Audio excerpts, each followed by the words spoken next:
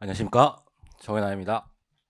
우리 오늘부터 10회 동안 행정소송법 객관식 강의를 하게 될 텐데요. 기본 강의 시간에 이미 말씀드린 바와 같이 객관식 강의이기는 하지만 객관식 문제만 푸는 것은 아니에요. 먼저 이론 강의를 그래도 이미 한번 공부했으니까 짧게나마 이론 정리를 하고 그 다음에 이제 객관식 문제를 풀 텐데, 객관식 문제의 경우에는 우리 홀수번은 기본 강의에서 이미 풀었기 때문에 짝수번만 이제 푸는 방식으로 진행하도록 하겠습니다. 그리고 기본 강의 들으실 때 많은 수험생들 여러분이 필기하는데 부담이 좀 있다라고 해가지고 필기를 꼭 해야 되는 것 위주로 해가지고 이 자료를 만들어 봤으니까, 여러분 자료 두 가지 받으셨죠?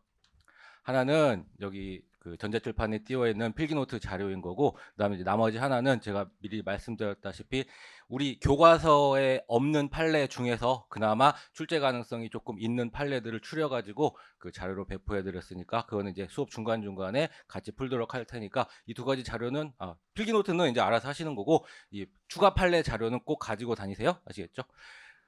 그 기본 강의 들으신 분들 중에서 조문 잘 읽고 계셨어요? 제가 틈틈이 조문 읽으라고 부탁을 드렸는데, 안 읽으셨으면 오늘부터라도 열심히 그 조문 읽기 하도록 하시고, 제가 말씀드렸죠.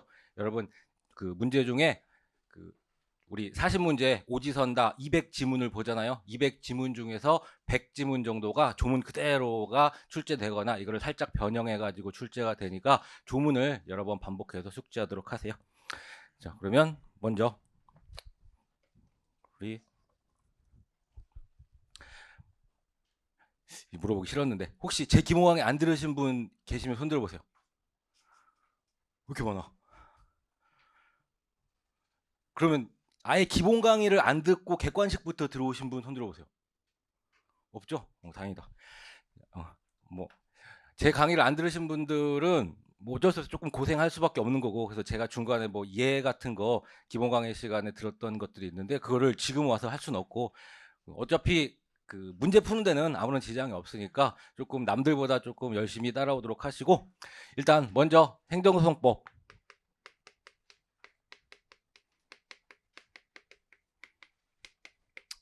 기본 중에 기본이니까 우리 법 체계적으로 일반 개인 대 개인 간의 사법 관계죠. 사법 관계를 규율하는 법이 있고, 그를 사법이라고 하는 거고, 국민과 국가 간의 관계를 규율하는 법을 공법이라고 한다.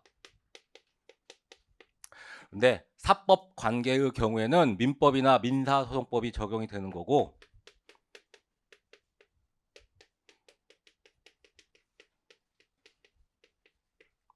우리 행정소송법의 경우에는 공법이다.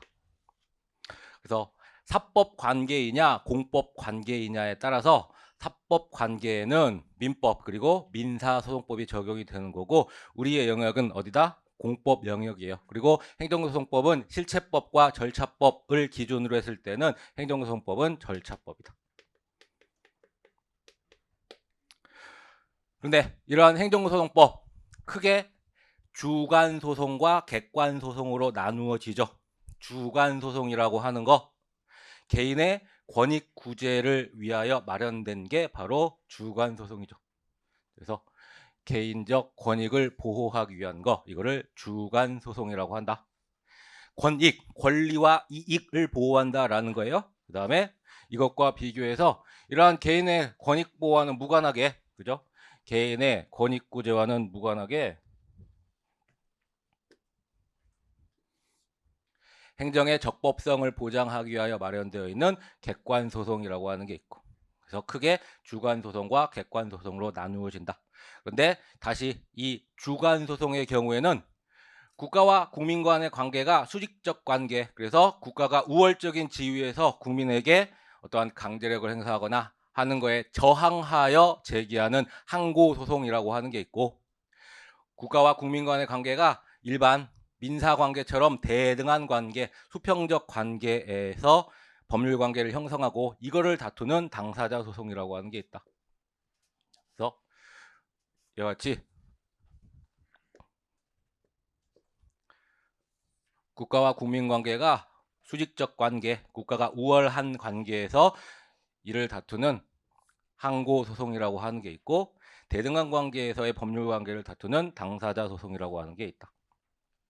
그리고 다시 우리 객관 소송의 경우에는 민중 소송과 기관 소송이 있죠. 민중 소송과 기관 소송, 객관 소송이라고 묶였는데 이 두 가지 소송의 특징은 뭐다? 개인의 권익 구제와는 무관해요. 개인의 권익 구제와 무관하고, 자, 그러다 보니까 이 객관 소송을 인정할지 말지 여부는 꼭 인정해야 되는 것은 아니고 각 국가마다 입법적으로 정하기 나름이다. 그래서 나중에 나오겠지만 입법 정책의 문제인 거다. 그러다 보니까 이 객관 소송의 경우에는 법률이 정하고 있는 소송만 인정이 되는 거고, 그것도 누구만? 법률이 정하고 있는 자만이 이 객관 소송을 제기할 수가 있다. 그런데 이 객관 소송에는 먼저 어떠한 국가기관이 위법 행위를 했을 때 이를 시정하기 위한 민중소송이라고 하는 게 있고, 그 다음에 국가기관 간의 분쟁이 발생했을 때 이를 다루는 기관소송 두 가지가 있는데, 민중소송과 기관소송, 이거는 일단 민중소송의 경우에는 어떠한 소송이 법률에 의하여 인정이 되는지 그 종류를 기억하시면 돼요. 그래서 나중에 나오겠지만 먼저 우리 기본 강의가 아니다 보니까 다들 알고 계시죠? 그래서 그 민중소송의 대표적인 예가 선거소송, 그리고 선거소송의 일종이라고도 할 수 있는 당선소송이라고 하는 게 있고, 그 다음에 투표소송. 투표소송이라고 하는 것은 모든 국민을 대상으로 하는 국민투표소송, 그 다음에 일정한 지방자치단체에서 그 지역 주민들만을 대상으로 하는 주민투표소송, 그 다음에 뭐 주민소송, 이런 것들이 있다. 뭐 우리 기본 강의 시간에 문제 풀어봐서 아시다시피 이 민중소송과 관련해서는 어떤 문제가 가장 많이 나와요? 다음 중 민중소송의 대상인 것은 아닌 것은 자꾸 기관소송하고 섞어가지고 틀린 문제로 출제를 하는데, 여러분 그래서 이 민중소송의 종류 기억하시면 돼요. 선거소송, 당선소송, 국민투표소송, 주민투표소송, 그 다음에 뭐 주민소송, 이런 것들이 있다. 그 다음에 기관소송의 경우는 기관 상호 간의 다툼이 있을 때 제기하는 소송인데, 우리 기관 상호간이다라고 하면 일반적으로 뭐가 떠올라요? 국가기관끼리의 다툼, 지방자치단체끼리의 다툼, 국가기관과 지방자치단체 사이의 다툼, 이런 것들이 생각이 날 수가 있을 텐데, 이런 것들은 누가 관장하고 있다? 이미 헌법재판소에 다 뺏겨버렸다. 국가기관과 국가기관 간의 다툼, 지방자치단체 간의 다툼, 그 다음에 국가기관과 지방자치단체의 다툼, 이거는 뭐의 대상이다? 헌법재판소의 권한쟁의 심판의 대상이다. 헌법재판소의 권한쟁의 심판의 대상이다 보니까 이거는 기관소송에서 제외되어 있어요. 이거는 기관소송의 대상이 아니고, 그러다 보니까 기관소송의 대상으로 남아있는 것은 뭐밖에 없다? 지방자치단체에서 지방자치단체의 의회와 그 단체장 간의 다툼, 지방의회와 단체장 사이의 다툼. 그런데 이게 만약에 교육, 학예에 관한 거다라고 하면 지방자치단체 장 대신 누가 한다? 교육감이 대신하는 거고, 지방의회 대신에 교육위원회가 대신하는 거고. 그래서 현재 남아있는 기관소송은 요거밖에 안 남아있고 나머지는 전부 다 권한쟁의 심판의 대상이 된다. 그래서 아예 행정소송법 조문에 헌법재판소의 권한쟁의 심판의 대상이 되는 것은 제외된다라고 되어 있잖아요. 그래서 이 정도 보시면 되는 거고. 그다음에 다시 그래서 우리 제일 쉬운 문제 중에 하나가 다음 중 행정소송의 종류가 아닌 것은, 이런 문제 나왔죠. 그래서 우리 항당, 민기라고 네 가지 기억했었잖아요. 그래서 주관소송에 해당하는 항당, 그다음에 객관소송에 해당하는 민기 해가지고 행정소송의 종류에는 먼저 크게 주관소송과 객관소송이 있는데 네 가지: 항당, 민기, 항당, 민기, 항고소송, 그다음에 당사자소송, 민중소송, 기관소송, 이 네 가지가 있다. 근데 특히 이 항고소송의 경우에는 또다시 어떻게 나눠진다? 항고소송의 대상은 처분 등과 부작위죠. 항고소송의 대상은 처분 등과 부작위인데, 처분 등에 해당하는 게 취소소송과 무효등 확인소송인 거고, 부작위에 대하여 제기할 수 있는 소송이 부작위 위법 확인소송이다. 그런데 처분 등에 대하여 제기할 수 있는 소송이 취소소송과 무효등 확인소송 두 가지가 있다라고 했는데, 어떻게 달라요? 그 사유가 무효사유이면 무효확인소송의 대상이 되는 거고, 취소사유이면 취소소송의 대상이 되는데, 무효와 취소 어떻게 구별한다? 어떠한 위법한 처분이 있었다. 그런데 이 위법한 처분이, 이러한 위법성이 중대하고 명백하다라고 하면 무효 사유가 되어서 무효 확인 소송의 대상이 되는 거고, 둘 다를 합치해야 돼요. 중대하고 명백하기까지 해야 된다. 중대하고 명백하면 이거는 무효 사유가 되어서 무효 등 확인 소송의 대상이 되는 거고, 둘 중에 하나가 빠지면 중대하기는 한데 명백하지 않다, 명백하긴 한데 중대하지 않다 라고 했을 때는 취소가 사유가 되어서 취소 소송의 대상이 된다. 그런데 이 무효 등 확인 소송, 무효 등이라고 되어 있잖아요. 무효 등이라고 되어 있는 이유가 나중에 우리 조문으로 확인을 하겠지만, 처분 등이 존재 여부, 그 다음에 효력 유무가 다투어질 때 무효 확인 소송의 대상이 된다라고 했는데, 자, 효력 유무, 효력이 있다 없다, 효력이 있다 유효, 없다 무효죠. 있다 없다 유효 무효. 그 다음에 존재 여부, 존재한다 존재 확인 소송, 부존재한다 부존재 확인 소송, 이 네 가지인데 하나가 추가가 되는 게 유효했다가 무효가 되는 거, 실효되는 경우가 있었죠. 그래서 총 5가지.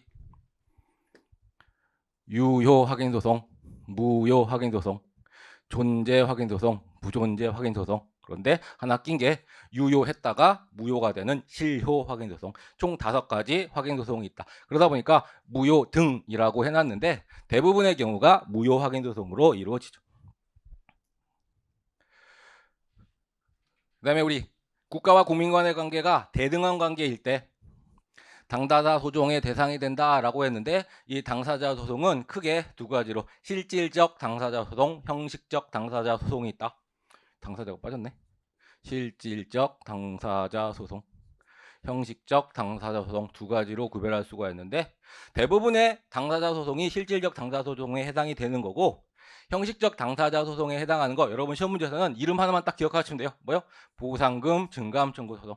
나중에 뭐 수용과 관련된 내용을 공부할 텐데, 그때 수용 금액이 나는 불만이다 라고 해서 수용을 당하는 입장에서 보상금 올려달라 라고 하는 증가 청구 소송, 그 다음에 반대로 사업 시행자가 이거 너무 과하다 라고 해서 깎아달라 라고 하는 가액 청구 소송, 합쳐서 보상금 증감 청구 소송, 요것만이 이제 형식적 당사자 소송이에요. 그 정도 기억하시면 되는 거고, 우리 교과서를 좀 볼까요? 자, 3페이지 여시고요. 거기 1조 조문 나와 있는데, 1조가 뭐 대놓고 여러분 시험에 출제되는 경우는 없고, 굳이 나온다라고 하더라도 그냥 옳은 문장으로 한 문제 그 지문 끼워 넣기 식으로 나올 테니까 1조는 그냥 편하게 보시면 돼요. 근데 먼저 1조 보시면 목적이죠. 이 법은 행정소송 절차를 통하여 행정청의 위법한 처분, 그 밖에 공권력의 행사, 불행사 등으로 인한, 일단 그 기본 강의 시간에 체크 안 하신 분은 등 거기에다가 동그라미 해놓으시고, 행사, 불행사 등으로 인한 국민의 권리 또는 이익의 침해를 구제하고까지 끊으시고, 국민의 권리 또는 이익의 침해를 구제하고, 이거 짧게 말하면 뭐예요? 국민의 권익 침해를 구제하고죠. 이게 바로 항고소송이죠. 국민의 권리 또는 이익, 권익의 침해를 구제하고, 여기가 항고소송을 나타내는 거고, 그 다음에 뒷부분 공법상 권리관계, 이게 당사자 소송을 말하는 거고, 또는 법 적용에 관한 다툼을 적정하게 해결함을 목적으로 한다. 뒷부분 법 적용에 관한 다툼, 이게 객관소송을 말하는 거고, 그래서 목적은 이제 가볍게 보시면 되고, 자, 밑에 행정소송이라 함은 행정청의 공권력 행사에 대한 불복 및 그 밖의 행정법상의 법률관계에 관한 분쟁에 대하여, 자, 법원이, 자, 살짝 밑줄 치시고, 법원이 정식의 소송 절차를 거쳐 행하는 정식의 소송 절차 밑줄 치시고, 행정쟁송 절차를 말한다. 그래서 행정소송이라고 하는 것은 누가 하는 거다? 법원이 하는 거다. 그리고 정식의 행정쟁송 절차를 말하는 거다라고 했는데, 이것과 비교해서 법원이 하는 게 아니라 행정부 내부적으로 한 번 더 검토하는 게 있죠. 그게 뭐였어요? 행정심판이었죠. 그래서 그러니까 우리 중딩이들 공부 열심히 했어요? 자, 우리 중학교 때 삼권분립의 원칙을 공부했었잖아요. 그래서 입법을 국회가 하고, 그 다음에 행정부가 행정을 하고,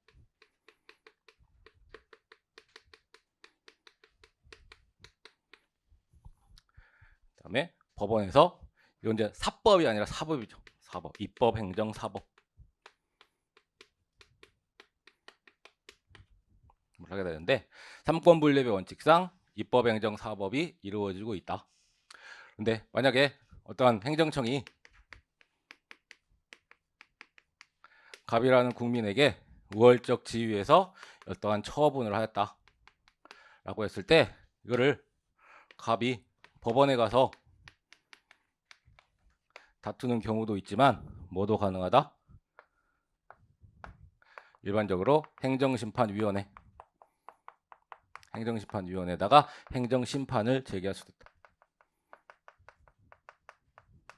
이건 이제 일반 행정심판위원회인 거고, 주로 여러분이 앞으로 다루게 될 그 세금과 관련된 부분에 있어서는 특별행정심판이라고 해가지고 국세청장 또는 조세심판원에다가 행정심판을 제기를 하죠. 그건 이제 나중에 공부하기로 하시고, 이와 같이 법원에다가 정식의 쟁송을 하기 이전에 뭐 할 수도 있다? 행정부 내부적으로 행정심판을 거치는 것도 가능하다. 그런데 우리 현행 행정소송법은 의무적 심판 전치주의예요. 그러다 보니까 꼭 행정심판을 거쳐야 되는 것은 아니고, 물론 필요적 심판주의가 적용이 되는 경우도 있지만 그 이외의 경우에는 의무적 심판 전치이다 보니까 행정심판을 거칠지 말지는 당사자의 자유다. 거칠지 말지는 자유인데, 만약에 이제 거친다라고 했을 때 과연 그러면 이 법원에서 이루어지는 행정소송과 행정부 내부적으로 행정심판위원회에서 이루어지는 행정심판은 어떠한 차이점이 있느냐? 행정소송은 행정부와 독립된 기구라고 할 수 있는 법원에서 이루어지는 정식의 쟁송 절차이다. 이거는 이제 우리 밑줄을 그었었죠. 그런데 행정심판이라고 하는 것은 어디에서 이루어지는 거다? 행정부 내부적으로, 그죠? 행정부에서 이루어지는 거다. 특히 행정심판위원회에서 이루어지는 거다. 그리고 법원에서 이루어지는 행정소송이 정식의 쟁송 절차였다라고 하면 이 행정심판을 약식의 쟁송 절차라고 부르는 거죠. 그런데 이제 좀 중요한 게 이거예요. 이 법원에서 이루어지는 행정소송의 경우에는 삼권분립의 원칙에 따라서 어떠한 처분이 위법한지 적법한지 이것만 따질 수 있어요. 뭐는 따지지 못한다? 이게 부당하다라고 하는 것은 법원이 건들지 못한다. 반면에 행정심판의 경우에는 행정부 내부에서 다시 한번 검토하는 거이다 보니까 여기에는 삼권분립의 원칙이 적용이 되지 않아요. 권력분립의 원칙이 적용되지 않는다. 그러다 보니까 행정심판위원회에서는 위법뿐만 아니라 뭐도 판단이 가능하다? 부당까지도 판단이 가능하다. 요게 특히 행정소송의 경우에는 부당은 판단할 수 없다. 요거 하나 체크하시면 되는 거고, 그 다음에 우리 아까 1조 조문에서 등이라고 동그라미를 쳤었죠.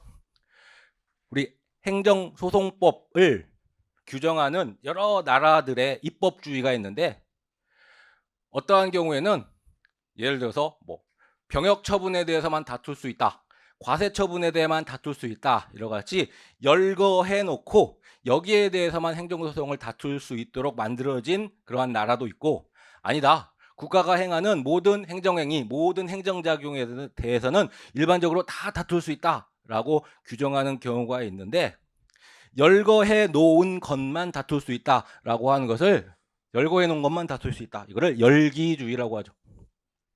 그래서 얘는 열거된 것에 한하여 소지기가 가능하다. 병역 처분이든 과세 처분이든 열거된 것에 한하여 행정소송 제기가 가능하다. 반면에 원칙적으로 모든 행정행위, 행정작용에 대하여 소지기가 가능한 거, 이거를 개괄주의라고 한다. 그런데 우리 아까 1조에서 뭐뭐 등이라고 해놨죠. 뭐뭐 등이라고 해놨기 때문에 우리 행정소송법은 개괄주의예요. 우리 행정소송법은 개괄주의를 채택하고 있다. 그런데 우리 행정소송법 중에서도 열기주의를 취하는 부분이 있어요. 어디요? 객관소송.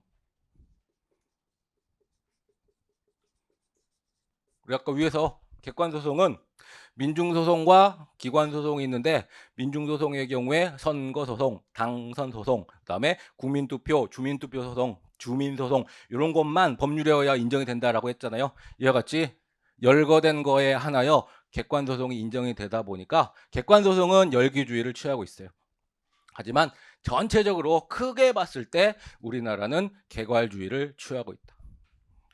근데 열기주의 딱딱 어떤 것만 할 수 있다라고 하고 있기 때문에 뭔가 명확하긴 하죠. 다만 어떠한 문제점이 있다? 그러면 우리 아까 예를 들었던 병역 처분이나 과세 처분이 아닌 국가의 행정작용에 대해서는 일반 국민들이 불만이 있어도 다투질 못해요. 그죠?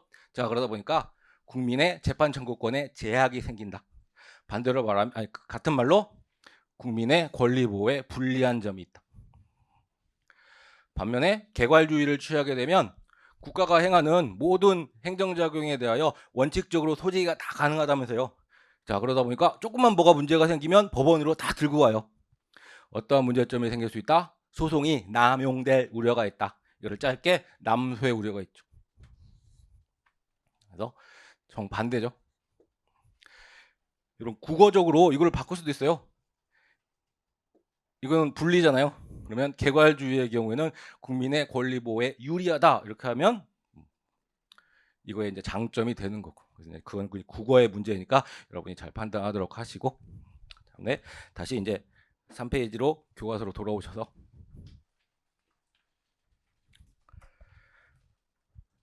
자, 제2절 행정소송의 법원이라고 되어 있죠. 이 법원이 뭐 서울중앙지방법원, 서울행정법원 이러한 법원을 말하는 게 아니라고 했어요.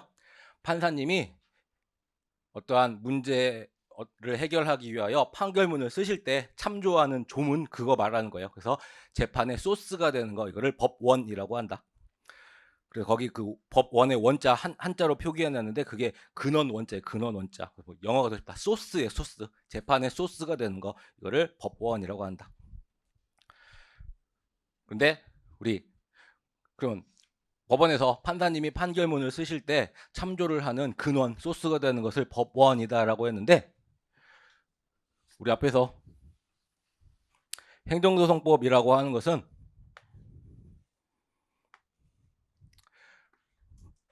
공법관계를 규율하는 법률이고 그래서 공법이고 그다음에 절차법이다라고 했는데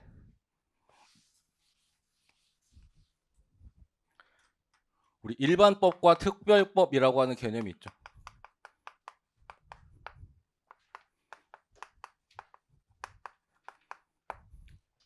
이거는 법 적용의 순서와 관련된 건데 일반법보다는 특별법이 먼저 적용이 돼요. 그래서 제가 기본 강의 시간에 들었던 예 중에 모든 국민에게 적용이 되는 게 민법이다. 그런데 이러한 국민들 중에서 상인들에게 적용되는 것을 상법이라고 하고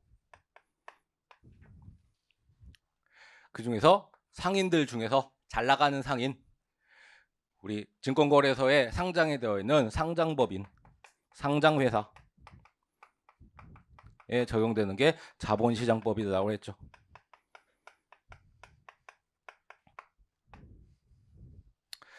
자, 그러다 보니까 이 일반법과 특별법이라고 하는 것은 상대적인 개념이에요. 상대적인 개념. 상법은 민법에 비해서는 특별법이에요. 하지만 자본시장법에 비해서는 상법은 일반법이 된다. 자, 이러한 식으로 일반법과 특별법의 개념은 상대적인 개념인데 그러다 보니까 행정법 영역에 있어서도 행정소송법이 있다.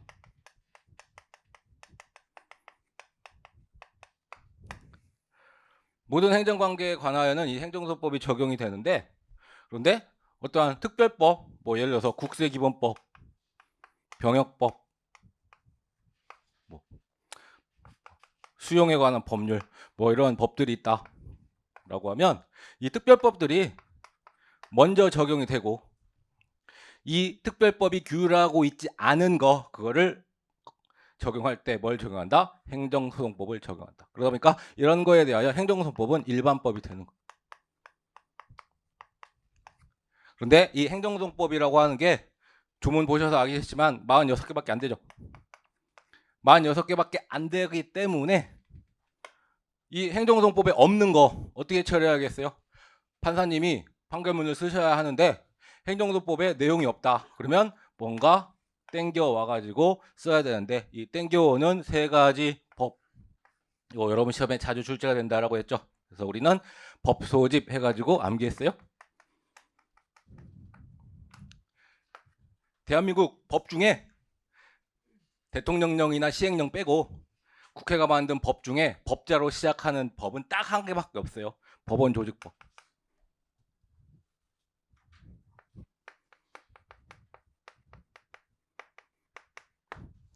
그런데 민사로 시작되는 거는 세 개가 있다. 세 개. 하나가 가장 기본에는 민사소송법, 그 다음에 민사집행법, 하나 있는 게 뭐가 있다? 민사조정법이라고 하는 게 있다. 근데 행정소송 영역에서 준용하고 있는 것은 법소집 3개다. 법소집 3개. 법원조직법, 민사소송법, 민사집행법. 자, 그러다 보니까 교수님들이 이것도 민사로 시작하잖아요. 여러분 헷갈리라고 이거를 틀린 지문으로 끼워 넣기도 하는데 민사조정법은 준용하지 않는다. 그 다음에 우리 행정소송법, 이거는 법원이 행하는 정식의 쟁송 절차를 다투는 법이죠. 이것과 비교해서 행정심판법은 준용하지 않는다. 그래서 틀린 법 2개 기억하세요. 민사조정법은 준용하지 않는다. 행정심판법은 준용하지 않는다. 세 가지 뭘 준용한다? 법소집, 법원조직법, 민사소송법, 민사집행법. 자, 그래서 8조 보세요. 8조. 1항에 보시면 행정소송에 대하여는 다른 법률에 특별한 규정이 있는 경우를 제외하고, 먼저 행정소송법보다 먼저 뭐가 적용이 된다? 특별법이 먼저 적용된다, 그 말이에요. 그래서 거기 다른 법률 안 쓰신 분들은 그 위에다가 특별법이라고 써놓으시고, 다른 법률이 특별법에 해당한다. 즉 다른 법률, 특별법에 특별한 규정이 있는 경우는 특별법이 적용이 되는 거고, 특별법에 있는 경우를 제외하고 없으면 뭐를 정한다? 이 법이 이제 행정소송법이죠. 이 법이 정하는 바에 의한다. 그 다음에 2항 행정소송에 관하여 이 법이 행정소송법이죠. 행정소송법에 특별한 규정이 없는 사항에 대하여는 행정소송법이 규율하고 있지 않으면 뭐라도 땡겨와야 되겠죠. 땡겨오는 게 뭐다? 법원조직법, 민사소송법 및 민사집행법의 규정을 준용한다. 자, 준용의 의미 모르시는 분은 없죠? 준용, 땡겨 쓰는 거예요. 땡겨 쓰는 거를 준용이라고 한다. 자, 밑에 본문 보시면 행정소송에 관한 일반법으로 일반법 몇 줄 치시고 행정소송법이 있다. 다만 행정소송법은 입법 기술상 행정소송에 대한 규율을 망라하여 규정하지 않고, 행정소송에 관하여 행정소송법에 특별한 규정이 없는 사항, 자, 규정이 없는 사항 밑줄 치시고, 규정이 없는 사항 뭐 3개를 준용하고 있다? 법원조직법, 민사소송법, 민사집행법을 준용하고 있다. 준용 밑줄 치시고. 자, 교과서 정리 안 되신 분들은 그 밑에다가 제가 아까 저기 노란색으로 표시해 드린 거 민사조정법 X, 행정심판법 X라고 써놓으세요. 자, 4페이지 가시고, 자, 행정소송의 종류 아까 우리 개관을 했고, 그래서 이제 조문으로 볼게요. 3조 행정소송의 종류라고 해서 행정소송은 다음에 4가지로 구분한다. 일단 굵은 글씨부터 보시면 첫 번째 항고소송, 두 번째 당사자소송, 세 번째 민중소송, 네 번째 기관소송. 자, 그래서 이 행정소송법이 자체가 아주 친절하게 각 소송의 의의를 딱 써놨죠. 이 의의 그거 자체가 여러분 지문으로 그대로 출제가 돼요. 그래서 거기 1, 2, 3, 4 4가지 항고소송이 뭔지, 당사자소송이 뭔지, 민중소송, 기관소송이 뭔지에 대하여 법이 규율하고 있는 거 이거 그대로 지문으로 등장하니까 이거 조문 잘 기억하시고. 그러면 항고소송이 뭐냐? 자, 첫 번째 항고소송은 행정청의 처분 등이나 부작위에 대하여 제기하는 소송이다. 우리는 더 많이 알고 있죠. 처분 등에 제기하는 소송이 취소 사유이면 취소 소송, 무효 사유이면 무효 등 확인 소송. 이나 부작위에 대하여 제기하는 소송이 부작위 위법 확인 소송인 거고. 그다음에 2. 당사자 소송. 당사자 소송은 행정청의 처분 등을 원인으로 하는 법률 관계에 관한 소송. 그 밖에 공법상의 법률관계에 관한 소송으로서 그 법률관계의 한쪽 당사자를 피고로 하는 소송을 말한다. 우리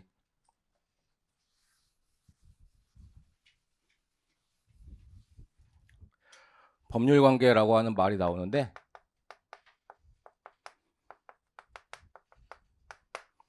법률관계 쉬운 말로 권리, 의무가 발생하는 관계죠.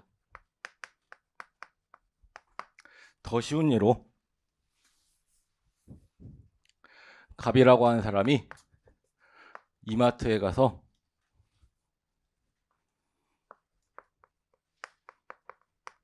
물건을 하나 구매했다.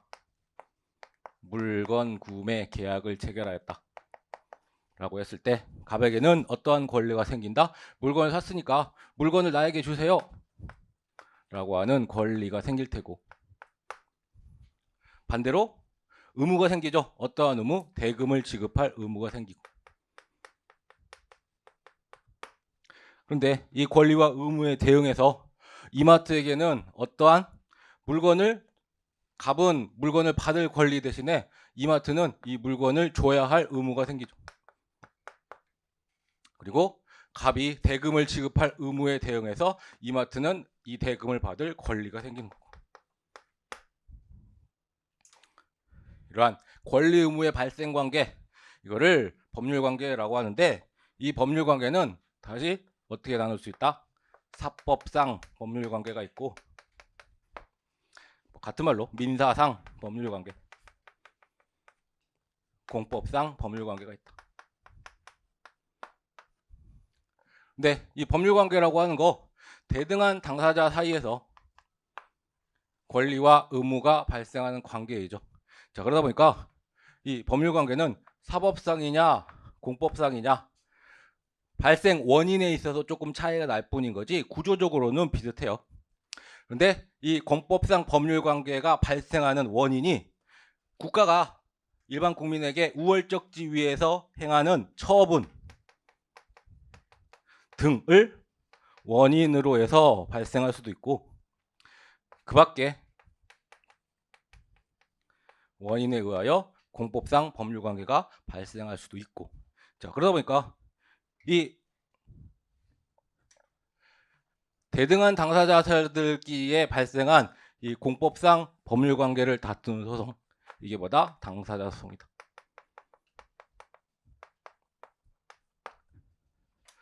그래서 거기 당사자 소송 다시 의의를 보시면 원인만 다를 뿐이에요. 자, 행정청에 처분 등을 원인으로 하는 법률관계에 관한 소송까지 끊으시면 되고, 그 다음에 그 밖에 공법상 법률관계에 관한 소송, 이렇게 두 가지 원인으로 나누어지는데 결론은 뭐다? 거기 밑줄 안 주신 분들은 밑줄 주세요. 공법상 법률관계에 관한 소송, 맨 끝부분에 공법상의 법률관계에 관한 소송, 그게 당사자 소송이에요. 원인만 다를 뿐이다. 처분 등을 원인으로 하느냐 아니면 그 밖에 원인으로 하느냐에 따라서 결론은 뭐다? 공법상 법률관계에 관한 소송으로서 그 법률관계의 한쪽 당사자를 비고로 한 소송이다라고 했는데, 우리 아까 이거를 이마트를 뭘로 바꾸면 된다? 국가로 바꾸면 된다. 물건 구매 계약 하지 말고. 그래서 갑과 국가 사이에 어떠한 법률관계가 발생을 하였다. 이때 갑이 대등한 당사자 사이에서 갑과 국가 간의 법률관계가 발생하였는데, 갑이 국가를 상대로 소재기를 하는 것도 가능하고, 반대로 국가가 갑을 상대로 소송을 제기하는 것도 가능하고, 이와 같이 한쪽 당사자를 상대로 제기하는 소송, 이게 바로 당사자 소송이다. 또 다시 한번 읽어보시면 이제 다 이해가 가겠죠? 행정청의 처분 등을 원인으로 하는 법률관계에 관한 소송, 그 밖에 공법상 법률관계에 관한 소송으로서 그 법률관계의 한쪽 당사자를 피고로 하는 소송, 이거를 당사자 소송이라고 한다. 그 다음에 3번 민중소송, 국가 또는 공공단체의 기관이, 그 뒤에 밑줄 주세요. 법률에 위반되는 행위, 법률에 위반되는 행위를 한 때, 그다음에 빨갛게 몇 줄 치세요. 아, 그러고 보니까 제 강의를 처음 들으신 분들이 계시다고 그래서 내일부터 그 필기구를 조금 준비해 주세요. 우리 기본 강의 시간에 책 정리를 조금 했거든요. 그래서 여러분 그 책에 파란색으로 표시된 부분이 있을 거고, 판례요. 판례 중에 파란색으로 표시된 부분이 있고 검은색으로 표시된 부분이 있을 텐데, 제가 일부러 어떠한 뭐 원고적 격이 인정이 된다, 대상적 격이 인정이 된다와 같이 긍정, 인정되는 부분은 파란색으로 표시를 했고, 그다음에 부정되는 것은 검은색으로 표시를 했고, 교과서는 이렇게 되어 있는데 그 판례마다 그 굵은 글씨로 되어 있는 제목이 있죠. 판례 제목, 그게 이제 여러분 실제 시험 문제에 출제됐던 대부분이 기출문제 지문이거든요.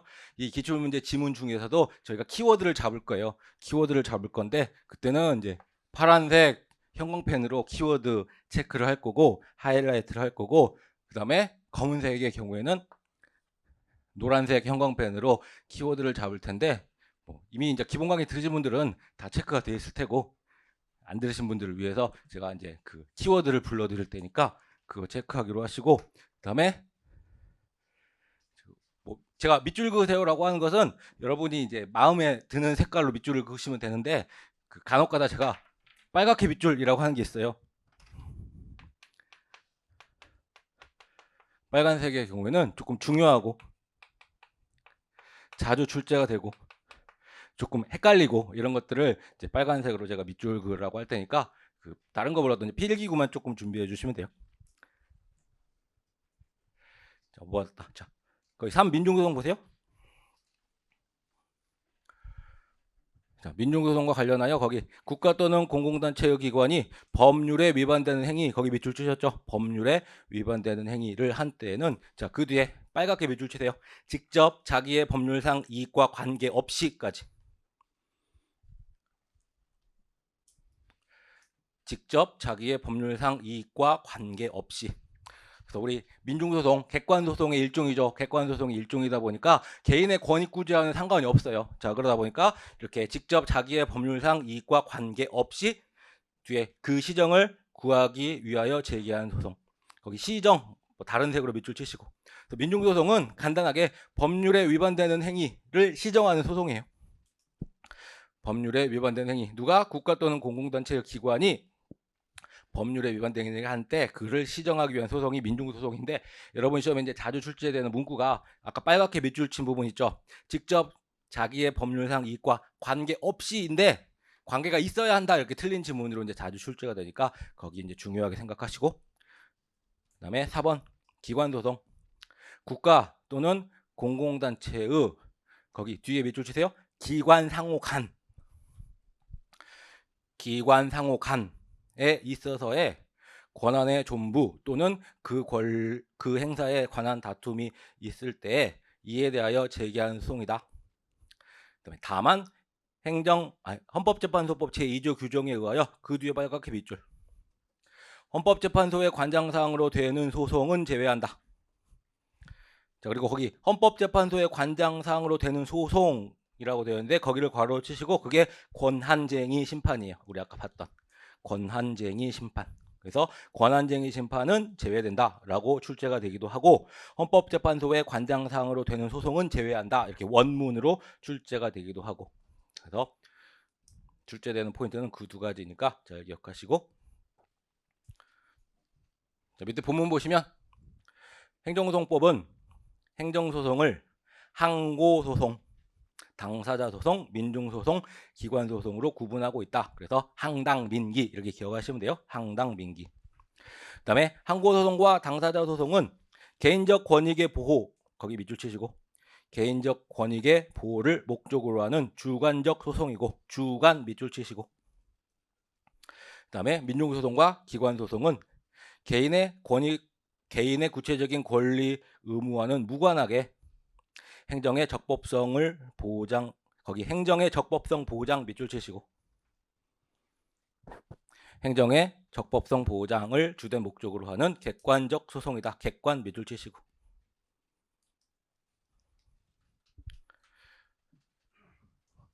어떻게 따라오면 하세요? 뭐 이건 다 아는 내용이고. 근데 우리 아까 우리나라 행정소송법의 경우에는 개괄주의를 취하고 있다라고 했잖아요. 개괄주의를 취하고 있다. 법조문에 등이라고 되어 있다. 그러다 보니까 원칙적으로 모든 행정행위에 대하여 소재기가 가능해요. 그러다 보니까 어떤 문제점이 있었다? 남소의 위험이 있었다. 자, 그러다 보니까 소가 너무 남발되는 것을 차단하기 위하여 뭐가 필요하다? 어떠한 한계를 설정하기 필요하다. 열기주의의 경우에는 딱 열거된 것에 한하여 소재기가 가능하다 보니까 남용될 위험이 없어요. 하지만 개괄주의를 취하고 있는 우리 현행 행정소송법의 경우에는 모든 행정작용에 대하여 소재기가 가능하다 보니까 뭔가 한계를 설정해가지고 남소의 위험을 막을 필요가 있다. 그래서 이제 뒤에 나오는 목차가 바로 행정소송법의 한계예요. 행정소송의 한계인데, 그러니까 삼권분립, 권력분립의 원칙상 입법, 행정, 사법이 있다라고 했는데, 법원에서 행하는 이 사법작용, 우리 행정소송도 뭐의 일종이다? 이 사법작용의 일종이다. 자, 그러다 보니까 이 사법 본질상의 한계가 나오는 거예요.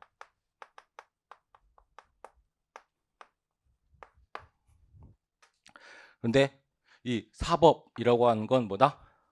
어떠한 구체적 분쟁이 생겼을 때 이를 법을 적용하여 법원이 해결하는 거, 이거를 사법이라고 하는데, 이 교과서 보세요. 4페이지에 제4절 행정소송의 한계라고 되어 있는데, 제1관 사법의 본질에서 오는 한계. 그래서 거기 밑에 의 보시면 사법은 구체적인 법적 분쟁, 이거를 법률상 쟁송이라고도 불러요. 거기다 밑줄 쳐 놓으시고, 구체적인 법적 분쟁, 법률상 분쟁, 법률상 쟁송이 발생한 경우에 당사자의 소송 제기에 의해 독립적 지위를 가진 법원이 법을 적용하여 밑줄, 법을 적용하여 해당 법적 분쟁을 해결하는 작용을 말한다.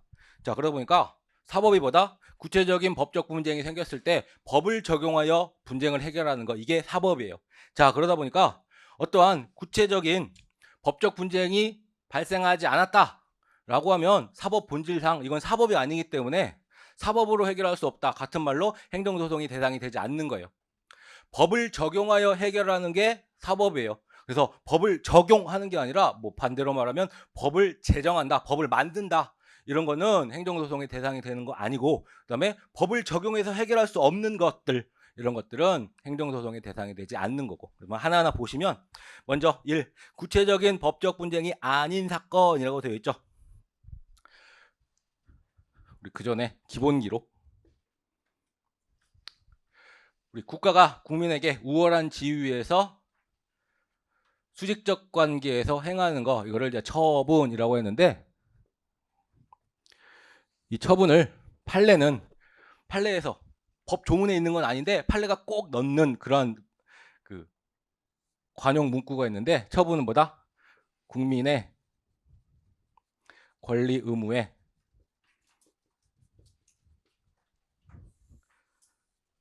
직접 영향을 미치는 행위.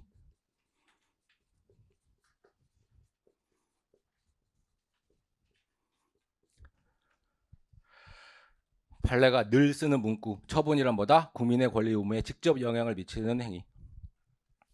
국민의 권리 의무에 직접 영향을 미치는 행위, 이거를 처분이라고 하는데, 기본적으로 행정소송의 대상이 되는 건 바로 이 처분이에요. 근데 이 처분이라고 하는 것은 제가 국가기관 병무청이에요. 병무청장이 이 앞에 있는 이 남자분에게 당신 다음 달 말까지 논산훈련소로 빨리 입대해라고 명령을 내렸다. 이런 걸 이제 처분이라고 하는데, 이 분에게, 그죠? 이 분에게 언제까지? 다음 달 말까지. 어디로? 논산훈련소로. 뭐해? 입대해. 뭔가 구체적이죠. 그리고 대상이 특정인이고, 이와 같이 처분은 그 대상이 개별적이고 내용이 구체적인 거, 이거를 처분이라고 해요. 판례는 국민의 권리 의무에 직접 영향을 미치는 행위라고 하는데, 이게 대상이 개별적이고 그 내용이 구체적인 거, 이거를 처분이라고 한다. 반면에 그 대상이 일반적이고 뭐 대한민국 국민 모두에게 적용이 된다, 서울 시민에게 적용이 된다, 종로 구민에게 적용이 된다와 같이 그 대상이 일반적이고 불특정 다수를 대상으로 하고 그 내용이 추상적인 거, 이거를 법규라고 한다. 그래서 이 법규를 근거로 해서 처분이 이루어지는 거예요. 대상이 특정되어 있지 않고 내용이 구체적이지 않은 법규를 근거로 해서 대상이 특정되고 내용이 구체적인 처분이 이루어진다. 근데 이 법규, 뭐 같은 말로 여러 가지로 쓰여요. 이 법규는 우리 국회가 어떠한 규범을 만들면 그거를 법률이라고 하죠. 그런데 국회가 만드는 게 아니라 행정부에서 만드는 경우도 있는데, 행정부에서 만들 때 행정부의 수장인 대통령이 만드는 경우가 있고, 각 부, 행정자치부, 뭐 기획재정부라고 하는 각 부 장관이 만드는 경우가 있는데, 대통령령으로 만든다, 이거를 이제 보통 대통령령, 그리고 보통 거기 문구 그 법 조문집과 같은 데서 무슨 시행령이라고 나오는 게 바로 대통령령이에요. 그리고 또 같은 말로 명령이라고 하는 거고, 장관이 만드는 거를 부령이라고 해요. 일반적으로 무슨 시행 규칙이라고 하는 거. 그리고 같은 말로 행정 규칙이라고도 부르고.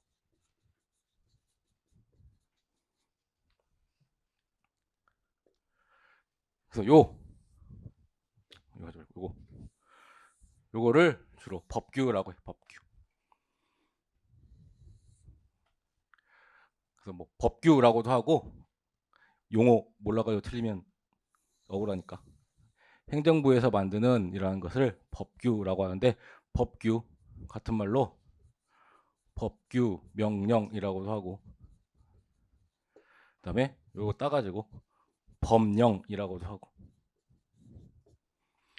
그런데 이거를 대통령이 만들었느냐, 각부 장관이 만들었느냐에 따라서 대통령령, 무슨 시행령, 그다음에 명령이라고 하는 거고, 각부 장관이 만들게 되면 이거를 부령, 무슨 시행 규칙, 같은 말로 행정 규칙이라고 부른다. 그래서 여러분은 처분은 개별 구체적이다, 법규는 일반 추상적이다, 이거 기억하시면 되는 거고, 처분은 직접적으로 행정소송의 대상이 되지만 법규는 행정소송의 대상이 될 수도 있고 안 될 수도 있어요.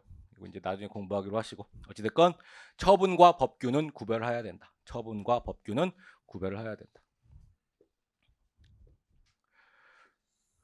자, 그런데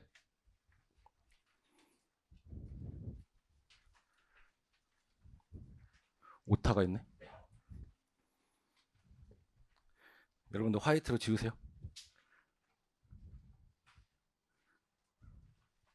과세관점.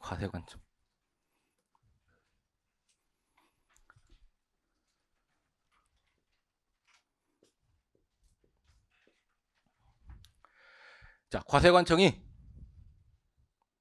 갑이라고 하는 사람에게 당신이 이번에 취득한 아파트가 고급주택입니다 라고 하면서 중과세 처분을 하였다.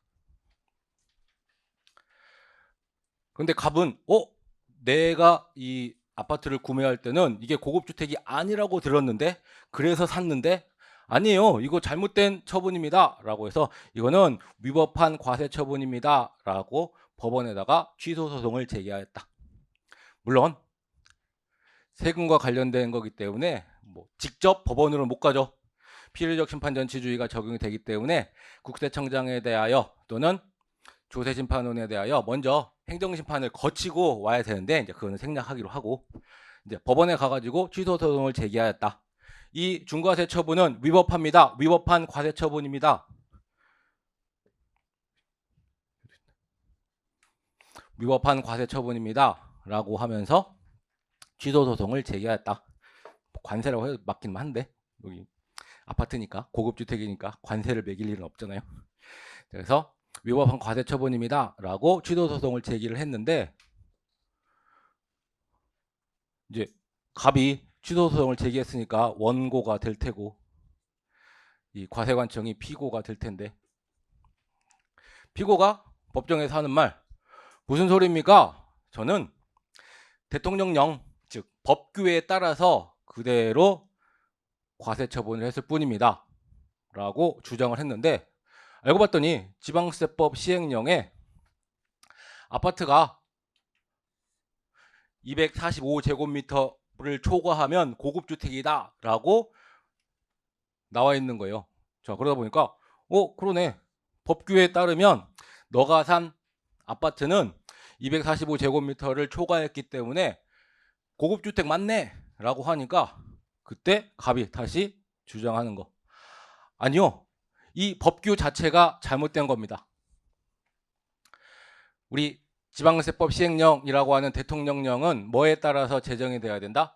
지방세법이라고 하는 상위법, 국회가 만든 상위법에 따라서 제정이 되어야 할 텐데 이 지방세법, 국회가 만든 법률을 봤더니 고급주택은 면적과예요. 면적과 가액이 대통령령으로 정하는 것을 초과한 것을 고급주택이라고 하겠다.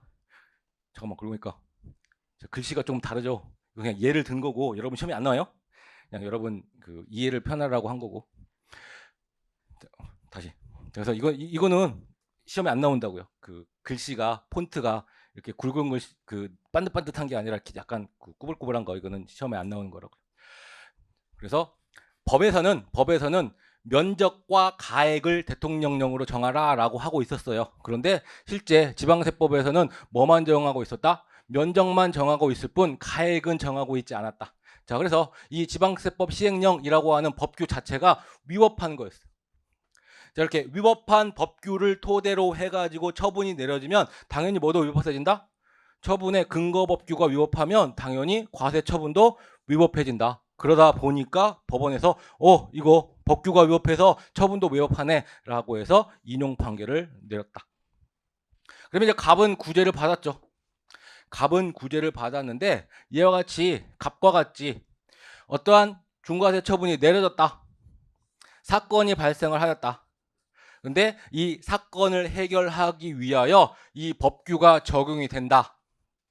그래서 이 법규가 위법한지 또는 법률보다 더 상위법인 헌법에 위반되는지 위헌, 위법 여부에 따라서 이 처분 자체가 위법한지 그렇지 않은지가 달라진다라고 했을 때 그때 누가 법원이 이 법규 자체를 심사할 수 있는데 법규는 일반적으로는 법원이 심사하지 못해요. 예외적으로 언제만? 이와 같이 사건화되어서 이 처분의 위법 여부를 판단함에 있어서 이 법규가 적용이 될 때 적용이 되고 이 적용된 법규가 위법한지 위법하지 않은지에 따라서 처분 자체도 위법한지 적법한지가 달라질 때 이때만큼은 뭐 할 수 있다? 법원이 이 명령 규칙의 위헌 위법을 심사할 수가 있다. 자, 그래서 이거를 심사해 봤더니 이게 위법하다. 그래서 처분도 위법하다. 그래서 갑은 구제를 받았다. 자, 이와 같이 법원이 예외적으로 법규를 심사하는 거 이거를 뭐라고 부른다? 구체적 규범 통제라고 부른다. 그래서 구체적 규범 통제는 가능해요. 이와 같이 구체적 사건이 발생한 경우에 법원이 법규를 심사하는 구체적 규범 통제는 가능하다. 같은 말로 구체적 사건이 발생했다. 같은 말로 재판의 전제가 되었다. 뭐 재판의 전제성이 있다 이렇게 표현을 하기도 하고, 재판의 전제가 된 경우에 그때는 법규를 심사할 수 있어요. 그래서 구체적 규범 통제는 가능하다. 그런데 이와 같이 중과세 처분이 없는데 어떠한 그 시간 많으신, 그리고 뭔가 법에 관심이 많으신 영감님이 관보를 쭉 보다가 이 지방세법 시행령을 딱 보게 된 거예요. 지방세법 시행령 문구를, 그 조문을 쭉 보다가 어라? 얘 면적은 정했는데 가액은 안 정했네? 이거 위법한데? 라고 하면서 이 영감님이 법원으로 와가지고 이 판사님, 이 지방세법 시행령 잘못되었으니까 이거 고쳐야 될 것 같아요 라고 따지는 소송, 이런 걸 뭐라고 부른다? 추상적 규범 통제라고 부르는데, 이러한 추상적 규범 통제는 인정되지 않는다. 어떠한 구체적 사건이 발생하지 않았는데 법 조문만 법원에 끌고 가가지고 영감님이 껄껄껄 이거 잘못됐는데 하는 거, 이런 거 안 된다는 거예요. 그래서 추상적 법령의 효력과 해석에 관한 분쟁, 이거는 행정소송의 대상이 되지 않는다. 그래서 여러분 시험 문제에서는 이거 기억하시면 돼요. 구체적 규범 통제는 가능하지만 추상적 규범 통제는 인정되지 않는다. 구체적 규범 통제와 관련하여 뭐 하나 추가하자면, 조금 이따가 확인을 하겠지만, 법규가 법원의 심판 대상이 되기 위해서는 아까 썼던 거, 구체적 사건, 같은 말로 재판의 전제성이 있어야 된다, 재판의 전제가 되어야 한다, 그거 하나 이제 추가하시면 되는 거고, 기본적으로 여러분은 뭐만 기억하시면 된다?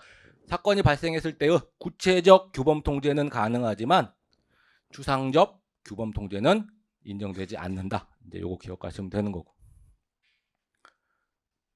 근데 우리 아까 갑은 이와 같이 구체적 규범 통제에 따라서 구제를 받을 수가 있었는데, 이 법원이 명령 규칙에 대하여 위헌, 위법 심사를 할 수 있다라는 것 뿐이지, 그래서 이거를 판단해 가지고 이 처분이 위법한지 위법하지 않은지를 판단할 수 있다라고 하는 거지, 이 지방세법 시행령을 법원이 없애는 거는 못해요. 이거는 누가 만들었다? 대통령령이니까 대통령이 만들었다. 그러면 대통령이 없애야 되지 법원이 없애지 못해요. 권력분립 원칙상. 자, 그러다 보니까 이 실제 사건이 대구에서 있었던 사건인데, 갑은, 대구에 살고 있던 갑은 구제를 받았는데 이 시행령이 뭐 부산이든 대전이든 다른 데서는 또다시 적용될 여지가 있다. 자, 그러다 보니까 이거를 막아야 될 거 아니에요. 이거를 막기 위해서 이와 같이 위법한 법규가 있다라고 하면 누가? 법원의 최고 우두머리 대법원이 누구에게 통지해준다? 행정자치부 장관에게 통지를 해준다. 이 법규 잘못됐습니다. 지방세법 시행령 잘못됐습니다. 라고 통지를 해준다. 그러면 이 행정안전부 장관이 어디에다가? 관보에다가 이게 잘못된, 위법된 법규명령이라고 하는 것을 게재를 한다. 그래서 다른 데서 적용하지 마라고 해주기 위해서. 근데 이거 자꾸 뭘로 바꿔요? 대법원이다 보니까 대법원, 법무부 장관으로 자꾸 바꾸는데, 법무부 장관이 아니라 행정안전부 장관, 해남부 장관에게 통지를 해준다. 이유가 왜 그래요? 이 관보의 주무부처가 행정안전부예요. 관보의 주무부처가 행정안전부이다 보니까 대법원이 어디에다가? 법무부 장관이 아니라 행정안전부 장관에게 통지를 해준다. 그리고 행정안전부 장관이 관보에다가 게재를 한다. 나중에 우리 뒤에서 6조 공부할 때 다시 한번 보기로 하시고, 일단 여러분 시험에서 주의하실 게 이게 행정안전부 장관이지 법무부 장관이 아니다. 이거 기억하시면 돼요. 아시겠죠? 자, 그러면 다시 이제 교과서로 정리를 해봅시다. 4페이지 가세요. 자, 4페이지에서 1. 구체적인 법적 분쟁이 아닌 사건. 이거는 사법 본질의 한계에 따라서 행정소송의 대상이 아니죠. 그래서 먼저 나오는 게 양가로 1번에 추상적 법령의 효력과 해석에 관한 분쟁. 거기 밑줄 찌시고 뒤에다가 X라고 쓰세요. X. 추상적 법령의 효력과 해석에 관한 분쟁. X. 그 다음에 책 정리 안 되신 분들은 그 옆에 여백이 있잖아요. 여백에다가 요거 써놓으세요. 구체적 규범 통제는 동그라미. 양가로 1번 목차에 추상적 법령의 효력과 해석에 관한 분쟁 X 쓰시고 그 옆에다가 뭐 VS 하신 다음에 구체적 규범 통제는 동그라미. 그래서 구체적 규범 통제는 가능하지만 추상적 규범 통제는 안 된다. 자, 밑에 본문 보시면 구체적인 법적 분쟁을 전제로 함이 없이 법령의 효력 또는 해석 자체를 직접 다투는 소송, 이걸 뭐라고 부른다? 추상적 규범 통제. 거기 밑줄 치시고 추상적 규범 통제. 요거는 안 된다. 요것은 사법의 본질상 원칙적으로 인정되지 않는다. 자, 그러나 밑에는 조금 이따가 보기로 하시고 일단 5페이지 넘어가 보세요.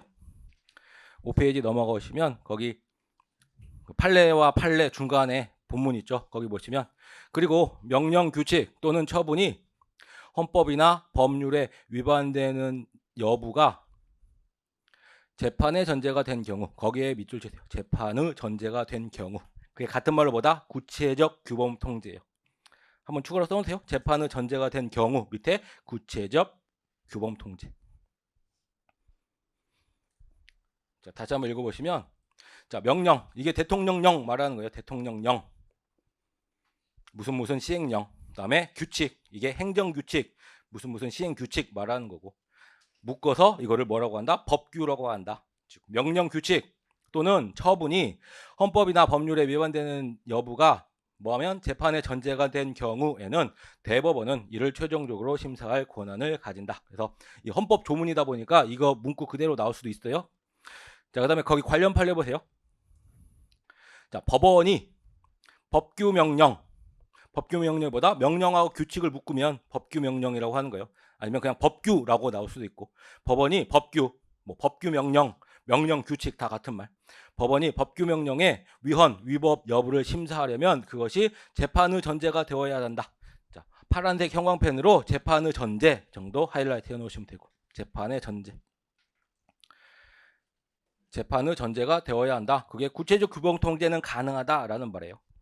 그 밑에 파란색 글씨 보시면 기본 강의 안 들으신 분들 중에 여러분 나중에 막판에 시험 정리하실 때 이 판례 부분에서 파란색 글씨 그 다음에 검은색 굵은 글씨 이거는 지문에 출제가 될 수가 있는데 제가 밑줄 그어 놓은 거 있어요. 밑줄 그어 놓은 거는 안 보셔도 돼요. 밑줄 그어 놓은 거는 제가 그 제목이나 파란 글씨 굵은 글씨 이거를 이제 이해를 돕기 위해서 왜 그런지 돕기 위해서 밑줄을 그어 놓은 거고, 밑줄은 만약에 제가 여기 지금 아까 재판의 전제 하이라이트 했었죠. 하이라이트 했는데 이 하이라이트를 보고 이 판례 뭔지 안다 떠오르면 더 이상 안 보셔도 되는 거고, 그리고 이게 왜 파란색이지? 이게 왜 노란색이지? 이게 왜 긍정이지? 왜 부정이지? 헷갈릴 때, 제 설명이 기억이 안 날 때 그때 밑줄 그 부분을 보시면 그나마 이제 기억이 날 거예요. 그래서 밑줄을 그어놓은 거고, 밑줄 그어진 부분은 시험 출제 안 돼요. 여러분의 이해를 돕기 위하여 이유를 써놓은 거니까. 그러니까 여기는 밑줄이 없구나. 자, 일단 거기 밑에 본문의 제목 말고 본문의 파란 글씨 보세요. 법원이 법률 하위의 국회가 만든 법률 하위의 법규명령, 규칙, 조례, 행정규칙 등 이하 규정이라 한다. 이 위헌, 위법인지를 심사하려면 그것이 재판의 전제가 되어야 한다. 그래서 이렇게 길게 작은 글씨로 나올 수도 있고 굵게 제목으로 나올 수도 있으니까 그 두 개 이제 같은 말이잖아요. 자, 그런데 거기 뭐 밑줄도 없고 아무것도 없는데 재판의 전제가 뭘 뜻하는 건가를 알기 위해서 같이 한번 읽어보시면, 자, 여기에서 재판의 전제란 뭐 연필로 하시든지 가는 펜으로 밑줄 안 그으신 분은 그으세요. 거기 구체적 사건이 법원에 계속 중 밑줄 치시고, 여러분 시험에 안 나와요. 그냥 이해를 돕기 위한 거예요. 구체적 사건이 법원에 계속 중이어야 하고, 위헌, 위법인지가 문제가 된 경우에는 규정의 특정 조항 밑줄 치시고, 특정 조항이 해당 소송 사건의 재판에 적용되는 것이어야 하며, 적용 밑줄 치시고, 그 조항이 위헌, 위법인지에 따라 그 사건을 담당하는 법원이 다른 판단 밑줄 치시고, 다른 판단을 하게 되는 경우를 말한다.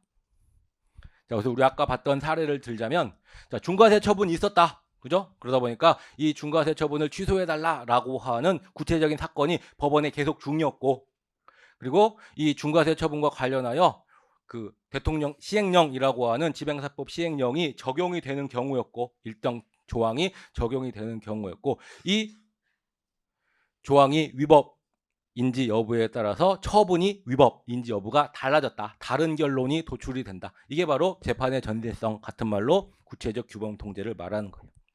아셨죠? 그렇게 보시면 되는 거고 시간이 애매하니까 그러면 잠깐 쉬었다가 하도록 하겠습니다. 일단 쉬는 시간은 15분간 쉬도록 할게요.